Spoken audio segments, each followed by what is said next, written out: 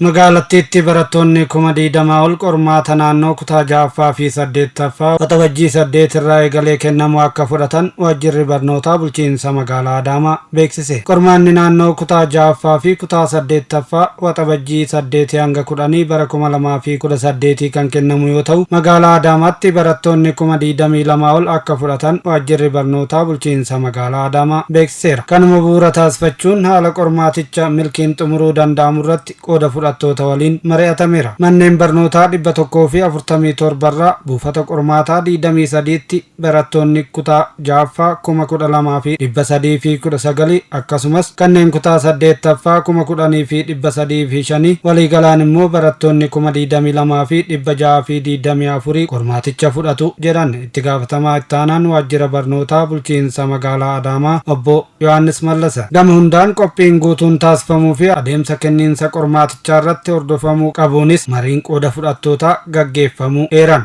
Manneen barnootaa barana kutaa 6 fi 8 qorsiisanii naannoo mana barnootaa 147 magaalaa Adaamaa keessatti. Kanaaf naannoo buufata 23 keessatti qormaanni hin kennama. Kanaaf isaa fi qophiin barbaachisaa qormaanni naannoo irraatii geejjibamee dhufee buufata poolisiitti argama yeroo ammaa kana. Isaaf immoo qophiin inni dursaa maayinni itti gaafatamtoota buufataa caasaa nageenyaa poolisootaa fi akkasumas supervaayizaroota fi ogeeyyii waajjira barnootaatiif orienteeshinii akka magaalaatti kennamaa jira jechuudha guyyaa har'aa kana. Qabxii dhibbeentaa gara itti aanutti dabarsuu magaalattiitti kutaa 6ffaan 94 kutaa 8ffaan immoo 87 bara darbee galmaa'e akkasumas naannootti gama kanaan magaalattii sadarkaa 4ffaa irra teechise fooyyessuuf kallattii adda addaan hojiin barattoota qopheessuu raawwatamuu ibsan. Reengaddaa akka magaalaa Adaamaatti qabxiin keenya 4ffaa irra jira akka Oromiyaatti jechuudha.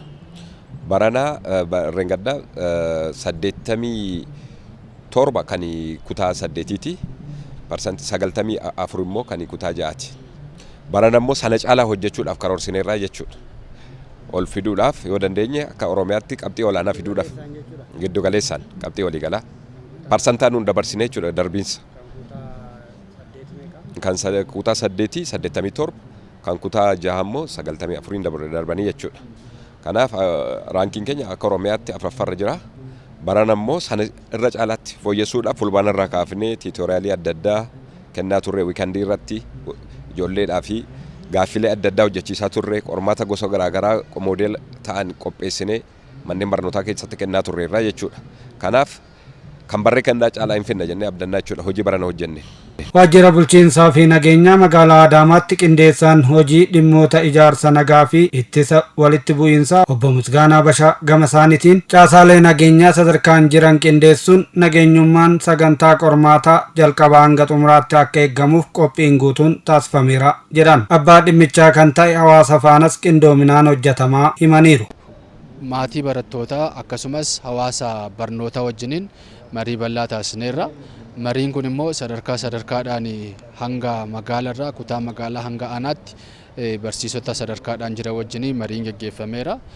Kanaaf hawaasni keenyas barattoota isaa hundi keenyayyuu barataa keenya ijoollee keenya barsiifanna waan ta'eef nagaan qoramanii firii yeroo dheeraatti qoramanii firii waggaa 6 waggaa 8 waggaa 12 itti xaarani waan ta'eef firii isaanii argachuudhaaf immoo kamuma caalayyuu nageenyi isaanii eeggamuu qaba. Sammuun isaanii qulqullummaan nageenya tokko malee rakkoo nageenyaa tokko maleetiin qoramuu qabu waan ta'eef caasaan keenyas caasaan poolisiin waajjirri bulchiinsaaf nageenya sadarkaadhaan jiran milishaan gaachanni sirnaa TPH kan jedhamu hundiyyuu sadarkaadhaan ramadameetiin akkaataa qajeelfama qormaata sanaatiin wantoota dhorkaman wantoota eeyyamaman hunda ulaagaa guutuu karaatti danda'uutiin hojiirra akka oolchaniitiif marii taasifneerra. Isarrattis orienteeshiniin guyyaa har'aa kun akkaataa kanaatiin isa dhumaarratti kenname waan ta'eef sadarkaadhaan immoo kilaasteraanis gadi buusee kutaa irrattis daree barattootaa irrattis orienteeshinii dabalataa kan kennu ta'e akka waliigalaa sadarkaa magaalaatti garuu guyyaa har'aa kana orienteeshinii gabaabaa kennineerra jechaadha. Hirmaattonni marichaa dubbifne yaada kennaniin kaina qormaata amma kennamuuf deemamu wal qabate kun bu'aa firii barattootaa, maatii barataa, barsiisota keenyaa waan ta'eef qaamonni hundinuu nutis akka waldaa barsiisaatti tumsa guddaa gochuun nurraa eegama. Tumsa guddaa gochuudhaafis qophoofnee jirra.